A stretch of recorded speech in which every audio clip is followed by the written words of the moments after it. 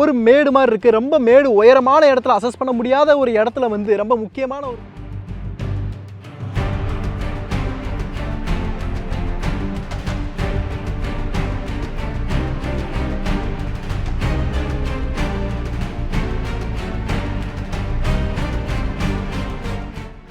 ஒரு நிமிஷம் மூச்சு வாங்கிக்கிறேன்.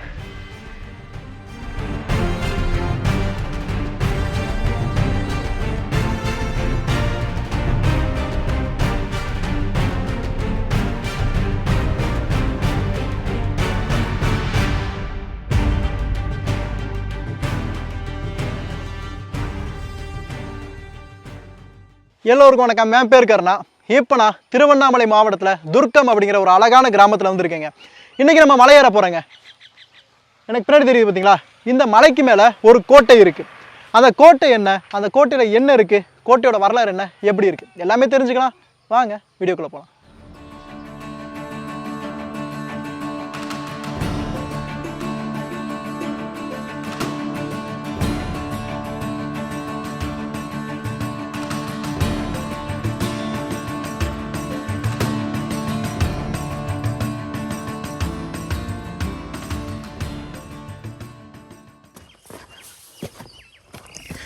இந்த கோட்டைக்கு போகிறதுக்கு 2 பாதைகள் இருக்குங்க. ஒன்று இப்போ நம்ம போய்கிட்டு இருக்க ஒரு ட்ரக்கிங் மாதிரி ஒரு பாதை. இன்னொன்று வந்து நீங்கள் பைக்லேயே கூட வர முடியும். ஆனால் மண் ரோடாக இருக்கும். காரில் வர முடியாது, பைக்கில் வர முடியும். கொஞ்சம் கடினமாக ஏறி போகிற மாதிரி இருக்கும்.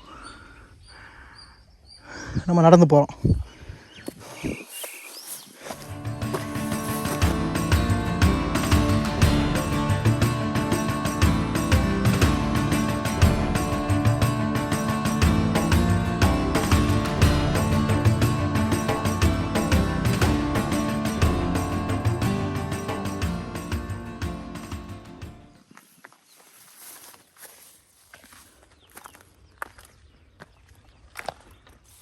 மேலே கோட்டைக்கு ஏறிட்டுருக்கோங்க. ஒரு 10 to 15 நிமிடம் மேலே ஏறி இருக்கோம். பாருங்கள், இந்த கற்கள்லாம் ஸ்டெடியாக இல்லாதனால கொஞ்சம் உங்களைய ரொம்பவே சோர்வாக்கும். பார்த்து நீங்கள் மேலே ஏறணும்.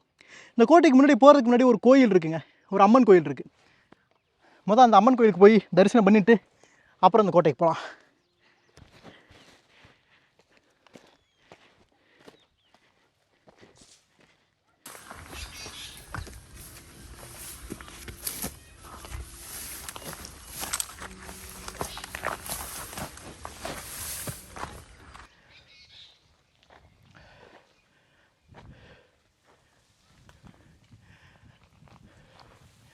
நம்ம முக்கால்வாசி தூரத்தை கடந்துட்டோங்க. அதாவது நீங்கள் வந்து பைக்கில் வர்ற பாதையும் இப்போ நம்ம வந்து ட்ரெக்கிங் இந்த பாதையும் இந்த இடத்துல ஒன்றா சேர்ந்துடும். இதுக்கப்புறம் அந்த கோட்டைக்கு போகக்கூடிய பாதைகள் கொஞ்சம் ஒரே வழி தான், ஆனால் கொஞ்சம் மேடு ஏற்றமாக வந்து போகணும். இது இந்த உள்ளூர் மக்கள் இன்னமும் வணங்கி கொண்டு இருக்கக்கூடிய அம்மன் கோயில், சக்தி அம்மன் அப்படின்னு சொல்கிறாங்க.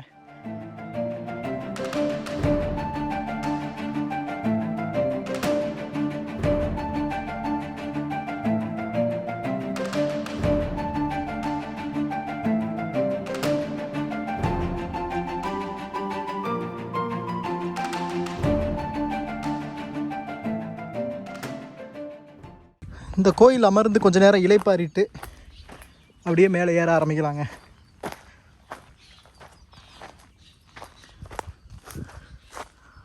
அங்கே இருக்குது கோட்டை. இப்போது இது வழியாக தான் ஏறி போகணும்.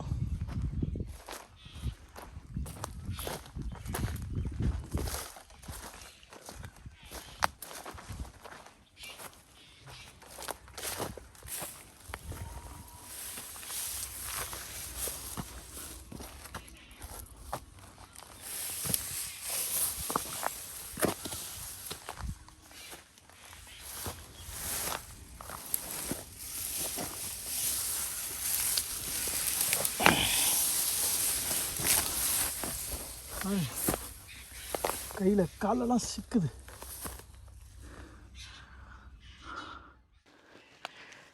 இப்போ நம்ம பார்க்க போகிற கோட்டை விஜயநகர பேரரசு காலத்தில் கட்டப்பட்டதுங்க. முதலே சொல்லிடுறேன், இந்த கோட்டைக்கான ஒரு தெளிவான ஒரு விளக்கமான ஒரு வரலாற்று குறிப்புகள் எங்கேயுமே வந்து இல்லை. இந்த கோட்டையோட அமைப்பை வச்சு பார்க்குறப்பையும் இதோட செய்யப்பட்ட வடிவத்தை வச்சு பார்க்குறப்பையும் வரலாற்று அறிஞர்கள் என்ன சொல்கிறாங்க அப்படின்னா இது விஜயநகர பேரரசு காலத்தை சேர்ந்ததாக இருக்கலாம் அப்படின்னு சொல்கிறாங்க. இது நிறைய மன்னர்கள்ட்ட இருந்திருக்கு. குறிப்பாக சொல்லணும் அப்படின்னா ஹைதர் அலி, திப்பு சுல்தான், ஆங்கிலேயர்கள் அப்படின்னு நிறைய பேரோட கைவசம் இந்த கோட்டை இருந்திருக்கு.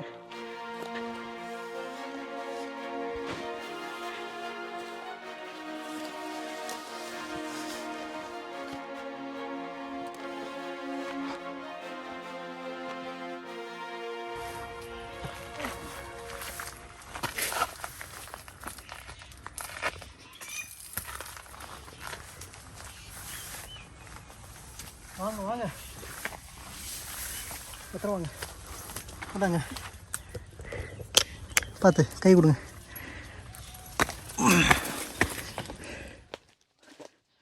பல வருடமா இந்த கோட்டைக்கு மக்கள் வர்றதில்லைங்க. இந்த கோட்டை கட்டப்பட்டு கிட்டத்தட்ட 400 ஆண்டுகளுக்கு மேலே ஆயிடுச்சு அப்படின்னு வரலாற்று அறிஞர்கள் சொல்கிறாங்க.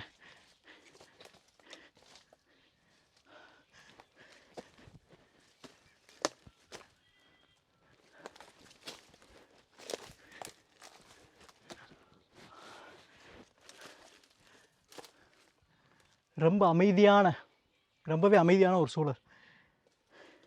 அந்த இயற்கையோட சப்தம் மட்டும்தான் இருக்கு.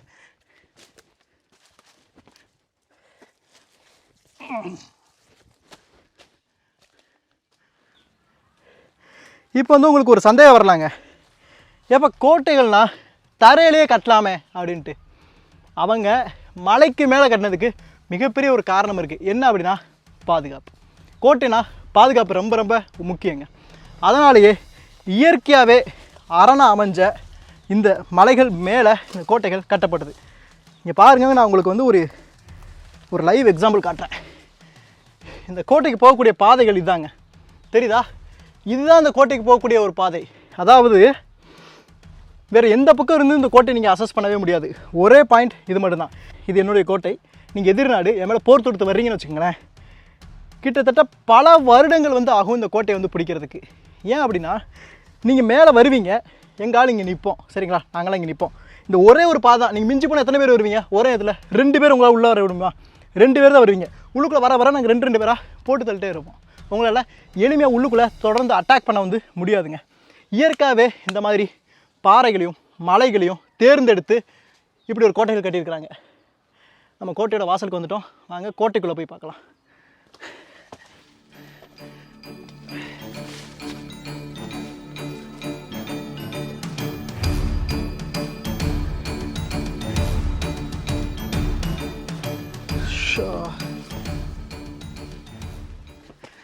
இந்த கோட்டைக்கு ஏறக்கூடிய படிக்கட்டுகள் மாதிரி இருக்க அந்த பாதைகள் செங்கற்களை கொண்டு அமைச்சிருக்கிறாங்க.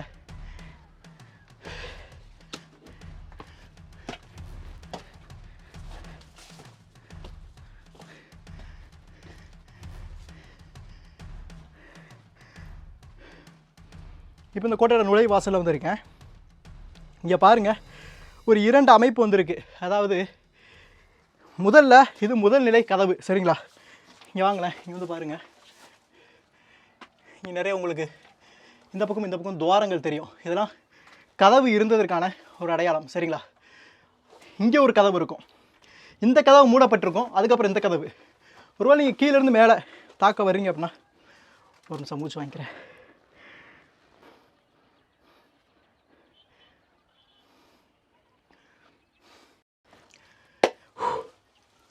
இப்போ நீங்கள் மேலே ஏறி வரீங்கன்னு வச்சுங்களேன், இங்கே ஒரு கதவு இருக்குங்க, அங்கே ஒரு கதவு இருக்கும். நீங்கள் மேலே ஒருவேளை அங்கெல்லாம் இங்கே வீரர்கள் இருப்பாங்க, அவங்களாம் தாக்கிட்டு வந்துட்டிங்கனாலும் இங்கே ஒரு கதவு இருக்கும். இதை நீங்கள் உடச்சிட்டு வர்றீங்க, இல்லை நீங்கள் நண்பராக வர்றீங்க அப்படின்னா இந்த இடத்துல பாதுகாப்பு சோதனைகள் எல்லாமே நடக்கும். இதையும் தாண்டி இதை திறந்தாதான் இந்த கோட்டைக்குள்ளேயே நம்மளால் போக முடியும்.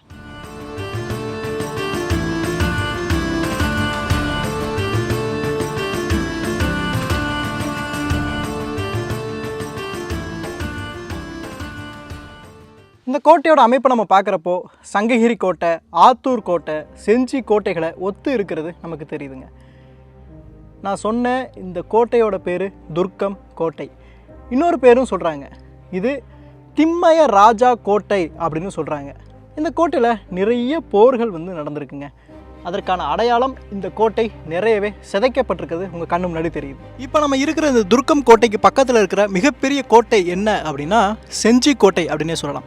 செஞ்சி கோட்டை தான் அன்றைய காலகட்டத்தில் மிகப்பெரிய ஒரு தலைமையிடமாக இருந்ததுங்க. அதற்கு பாதுகாப்பாகவும் இந்த ஒரு கோட்டை விளங்கியிருக்கு. அதாவது அங்கே ஒரு மெயின் ஹெட் குவார்ட்டர்ஸ் இருக்குன்னா இது அதை சுற்றி இருக்கிற ஒரு சப் ஹெட் குவார்ட்டர்ஸ் அப்படின்னே சொல்லலாம். இந்த மாதிரி கோட்டைகள் இது மட்டும் கிடையாது, நம்ம ஏற்கனவே போட்டிருக்கோம், துருவன் கோட்டை போட்டிருக்கோம். இந்த துருவன் கோட்டை, இந்த துர்க்கம் கோட்டை அப்படின்னு நிறைய கோட்டைகள் இந்த செஞ்சி கோட்டைகளை சுற்றி இருக்குது. இது எல்லாமே பாதுகாப்புக்காக அன்றைய காலத்தில் நம்ம மன்னர்களால் அமைக்கப்பட்டது.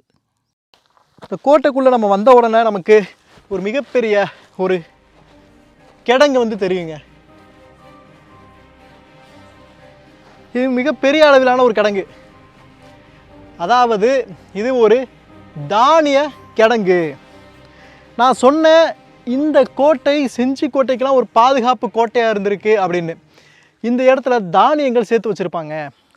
தானியங்களா இவ்வளோ பெருசா? ஆமாம். இன்றைக்கி நடக்கிற மாதிரி போர்லாம் ஒரு வாரம் ஒரு 10 நாள் அப்படி நடக்காது, வருஷ கணக்கில் நடக்கும். ஏன், செஞ்சி கோட்டையை பிடிக்கிறதுக்கே 8 வருஷம் தொடர்ந்து போர் நடந்திருக்குங்க. அப்போது 8 வருஷம் போர் நடக்குன்னா கோட்டைக்குள்ளேயே தான் வீரர்கள் இருந்திருப்பாங்க. அவங்களுக்கு சமைக்கிறதுக்கு சாப்பிட்றதுக்குலாம் உணவு தேவையில்ல. அன்னைக்கெலாம் போய் துப்பாக்கி அந்த மாதிரிலாம் கிடையாது, வெற்றிவேல் வீரவேல் தான் நம்ம சண்டை போட்டோம். அப்போ உங்களுக்கு உணவு தேவை. அந்த உணவுக்கான தானியங்களை தான் இங்கே முழுக்க சேமித்து வச்சுருக்கிறாங்க. இது ஒரு மிகப்பெரிய அளவிலான ஒரு சேமிப்பு கிடங்கு. அவங்க உள்ளே போய் காட்டுறேன்.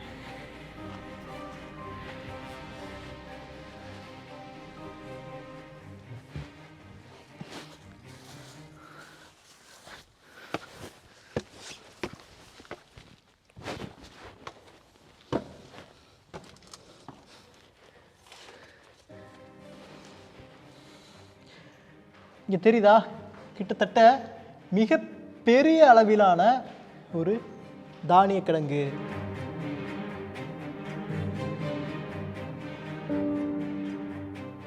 இன்னைக்கு பயன்படுத்தாமல் ரொம்பவே சிதலமடைஞ்சிட்டு வந்துட்டுருக்கு அப்படின்னு சொல்லலாம். இப்போ நீங்கள் இந்த கிடங்குல பார்த்தீங்க அப்படின்னா மேலே 3 துவாரங்கள் 3 ஓட்டை உங்களுக்கு தெரியும். நீங்கள் மேலே பாருங்களேன், உங்களுக்கு 3 ஓட்டை தெரியும். அதாவது 3 அறைகள் இந்த இடத்துல இருந்திருக்கு. 3 விதமாக பிரிச்சுருக்குறாங்க. ஒருவேளை கம்பு, சோளம், அரிசி அந்த மாதிரி பிரிச்சுருந்துருக்கலாம். அந்த மாதிரி 3 வகையான அறைகள் இருந்தது நமக்கு மேலேயும் தெரியும், கீழேயும் தெரியும். பாருங்க, 1 2 3 துவாரங்கள் இருக்குது. 3 அறைகளாக அவங்க பிரிச்சுருக்கலாம். இயற்கையாகவே ரொம்ப அழகாக பண்ணியிருக்காங்க. இங்கே பாருங்கள், நான் சொன்னல முழுக்க இருந்திருக்கும், உடஞ்சி விழுந்துருச்சுங்க. இந்த கிடங்கு குறிப்பாக எதை சேமிக்க பயன்படுத்தப்பட்டது அப்படின்னு வரலாற்று குறிப்புகள் இல்லை. நம்மளுடைய ஒரு அடிப்படை யூகத்தில் தான் சொல்கிறோம். இந்த கிடங்கு முழுக்க செங்கலால் கட்டப்பட்டிருக்குங்க. செங்கலால் கட்டப்பட்டிருக்கு. ஆனால் அதற்கு இடையிலையும் கருங்கற்களை, அதாவது மிகப்பெரிய பாறைகள், கருங்கற்களை கொண்டு வடிவமைச்சு சுண்ணாம்பு கலவையெல்லாம் போட்டு ரொம்பவே வலிமையாக தான் கட்டியிருக்கிறாங்க. ஏன்னா நீ யோசிச்சு பாருங்க, கட்டப்பட்டு 400 வருஷம் கடந்துருச்சு. 400 வருஷம் கடந்தோம். இந்த கோட்டை கம்பீரமாக தான் காட்சியளிக்குது. எவ்வளவு இயற்கை பேரிடர்கள் வந்திருக்கோம், ஆனாலும் இங்கே பாருங்க கம்பீரமாக தான் இருக்குது. இன்றைக்கி நம்ம வீடெலாம் கூட ஒரு 50-100 வருஷம் தாங்குமான்றது சந்தேகம் தாங்க. ஆனால் இந்த கோட்டை 400 வருஷமாக இருக்குது. இந்த கோட்டையை பயன்படுத்தலாம், ஆனால் பயன்படுத்தாமல் கேட்பாடற்று கிடக்கு.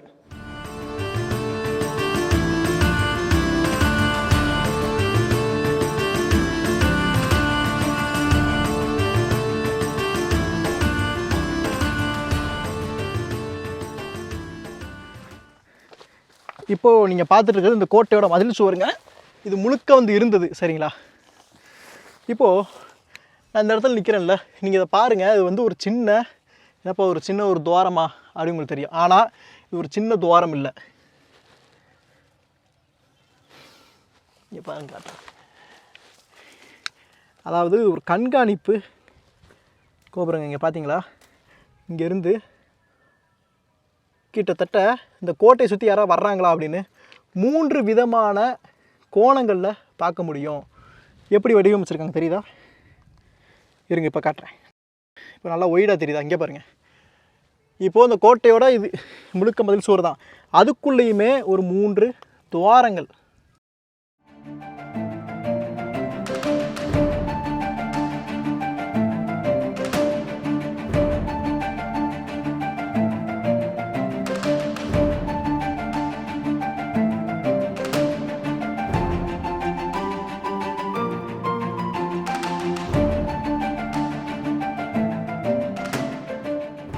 இங்கே பாருங்கள் எவ்வளோ தூரம் நம்மளால் பார்க்க முடியுதுன்னு.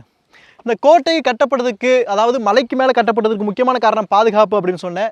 இப்போது உங்களுக்கு ரொம்ப எளிமையாக வந்து புரியும். அதாவது அன்றைய காலகட்டத்தில் படையெடுத்து வர்றாங்க அப்படின்னா கிட்டத்தட்ட ஒரு இங்கேருந்து நீங்கள் பார்க்குறப்ப ஒரு 30-40 கிலோமீட்டர் தொலைவு இருக்கிறத உங்களால் பார்க்க முடியுங்க. அதான் திருவண்ணாமலை. உங்களுக்கு அங்கே தெரியுது பார்த்தீங்களா? திருவண்ணாமலை சிவபெருமான் அங்கே தான் இருக்கிறார். நீங்கள் வந்து கிட்டத்தட்ட ஒரு 30 கிலோமீட்டருக்கு மேலே உங்களால் தெளிவாகவே வந்து பார்க்க முடியுங்க. அன்றைய காலகட்டத்தில் போர் தொடுத்து வர்றாங்க அப்படின்னா இங்கேருந்து பார்த்துக்குவாங்க, ஓகே எதிரிப்படை வந்து போர் தொடுத்து வர்றாங்க அப்படின்னு பார்த்துக்கிட்டு ஒரு 30 கிலோமீட்டர் அந்த காலத்தில் வந்து பயணப்படுறதுக்கு 1 நாட்கள் வந்து ஆகிருங்க.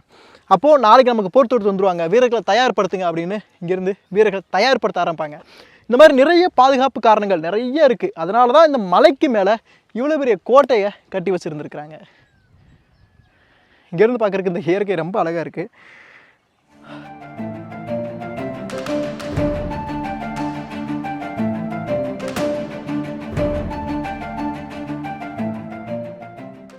என்னப்பா இந்த கோட்டையில் வெறும் தானிய கிடங்கு மட்டும்தான் இருக்கா அப்படின்னா இல்லைங்க, இன்னும் நிறைய இடங்கள் இருக்குது. புதிர்மண்டி இருக்கிறதுனால நமக்கு வந்து தெரியலை. நீங்கள் இந்த கோட்டையை சுற்றி பார்த்தீங்க அப்படின்னா கொஞ்சம் டவுனில் யாரும் ஈஸியாக ரொம்பவே அசஸ் பண்ண முடியாத மாதிரி நிலவரை வந்து அமைக்கப்பட்டிருக்குங்க. 2 நிலவரைகள் இந்த இடத்துல இருக்குது. நம்ம ஏற்கனவே உங்களுக்கு துருவன் கோட்டையில் நிலவரை அப்படின்னா என்னன்னு சொல்லியிருக்கேன். அதாவது கஜானா அப்படின்னு வச்சுக்கோங்க, ஒரு சின்ன அளவில் வந்து இருக்குங்க. அந்த இடத்துல அவங்க தங்கம் இந்த மாதிரி நிறைய அதாவது சேமித்து வந்து வச்சுருக்கலாம். இந்த ஊர் அவர்கள் மன்னராக தான் வந்து இருந்திருப்பாங்க. அவங்க அந்த இடத்துக்கான தங்கம் இல்லை அதுக்கு தேவையான பொருட்கள் அதெல்லாமே வந்து சேமித்து வச்சுருக்கலாம். அது மட்டும் இல்லை, இங்கே வெடிமருந்தை கூட சேமித்து வச்சுருக்கலாம். 2 மிகப்பெரிய ஒரு கஜானா மாதிரி 2 நிலவரைகள் வந்து இருக்குது. அது மட்டும் இல்லை, இங்கே மிகப்பெரிய அளவில் நீர் தொட்டி வந்து இருக்குங்க. கட்டாயமாக இவ்வளோ பெரிய கோட்டை அப்படின்னா ஒரு 400 வீரர்களாவது இருந்திருப்பாங்க. அந்த 400 வீரர்களுக்கும் தண்ணீர் தேவைப்பட்டிருக்கும். அதற்காகவே 2 சுனைகள் செயற்கையாக இங்கே வந்து வடிவமைச்சிருக்கிறாங்க. இந்த மலைக்கு மேலே அவங்களுக்கு அதுதான் நீர் ஆதாரமாகவே இருந்திருக்கு. தானியங்கள் வச்சுருந்துருக்காங்க. அப்போ சமைக்கிறதுக்கும் நீர் தேவை, அவங்க தண்ணி குடிக்கிறதுக்கும் தேவை. அதனால் 2 மிகப்பெரிய சுனைகளை அமைச்சிருக்கிறாங்க. அதுபோக ஒரு மிகப்பெரிய ஒரு அறை மாதிரி இருக்குது. இன்றைக்கி முழுக்கதுக்குள்ளே மரம்லாம் வந்து முளைச்சிருச்சு. அது வீரர்கள் தங்கும் அறையாகவும் இருந்திருக்குங்க. கிட்டத்தட்ட ஒரு 300 வீரர்கள் வந்து இந்த கோட்டையை வந்து இருக்க முடியும். ஒரு 300 பேர், அதிகபட்சம் ஒரு 400 பேர் இருக்க முடியுங்க. இந்த கோட்டையில் நம்ம பல படிநிலைகளை வந்து பார்க்க முடியும். படிக்கட்டுகள் இல்லை, படிநிலைகள். அதாவது ஒரு மேடு மாதிரி இருக்குது. ரொம்ப மேடு உயரமான இடத்துல அசஸ் பண்ண முடியாத ஒரு இடத்துல வந்து ரொம்ப முக்கியமான ஒரு பொருட்களான தானியங்களையும் வெடிமருந்துகளையும் கஜானா போன்ற பொருட்களையும் சேமித்து வச்சுருக்கிறாங்க. அதற்கு அடுத்த கட்ட நிலையில் இப்போ நான் ரொம்ப மேலே இருக்க பார்த்திங்கன்னா எங்களுக்கு தானியங்கள் இருக்குது. இன்னும் கொஞ்சம் கீழே வந்தோம் அப்படின்னா குடிக்கிறதுக்கான தண்ணி, வீரர்கள் தங்குற இடம் அப்படின்னு நிறையவே வந்திருக்கு. கோட்டைக்கு மேலே பல படிநிலைகள் அப்படியே ஒவ்வொரு பில்டிங் மாதிரி இருக்குது பார்த்தீங்களா? அதே மாதிரி இயற்கையாகவே இருந்த ஒரு மலை மேலே செயற்கையாக இவ்வளோ பெரிய கோட்டையை அமைச்சிருக்கிறாங்க.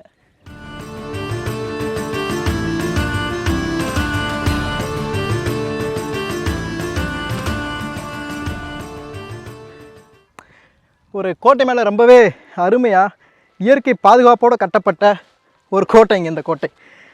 துர்க்கம் கோட்டை. துர்க்கம் அப்படிங்கிற ஒரு அழகான கிராமத்தில் இருக்குது, திருவண்ணாமலை மாவட்டத்தில். பல வீரர்களும் மக்களும் மன்னர்களும் காலடிப்பட்ட இந்த இடத்துல இன்றைக்கி யாருமே இல்லைங்க. ரொம்ப மோசமான ஒரு நிலைமையில தான் சிதிலமடைஞ்சிட்டு வந்துக்கிட்டு இருக்கு. நான் கூகுள் மேப் டிஸ்கிரிப்ஷனில் கொடுக்குறேன். நீங்கள் இளைஞர்களாக இருந்தீங்கன்னா வந்து பாருங்கள். பெண்களாக இருந்தீங்க இல்லை வயசானவங்க குழந்தைங்கன்னா வர வேணாம். ஏன்னா நிறைய பூச்சிகள் அந்த மாதிரி நிறையவே இருக்குங்க. இந்த வீடியோ நீங்கள் நிறைய பேருக்கு ஷேர் பண்ணுங்கள். ஏன்னா இப்படி ஒரு இடம் இருக்குது அப்படின்னு எல்லாருக்குமே தெரியணும். இந்த வரலாறு இன்று பகிரப்பட்டால் மட்டும்தான் இந்த வரலாறு அடுத்த தலைமுறையினராக அறியப்படும். இணைந்தே இருங்க. இதே மாதிரி நமக்கு தெரியாத, நமக்கு தெரிந்தும் அதோட வரலாறு புரியாத பல வரலாற்று இடங்களை உங்கள்கிட்ட கொண்டு வந்து நான் சேர்க்குறேன். அடுத்த ஒரு வரலாற்று பயணத்தில் சந்திக்கலாம்.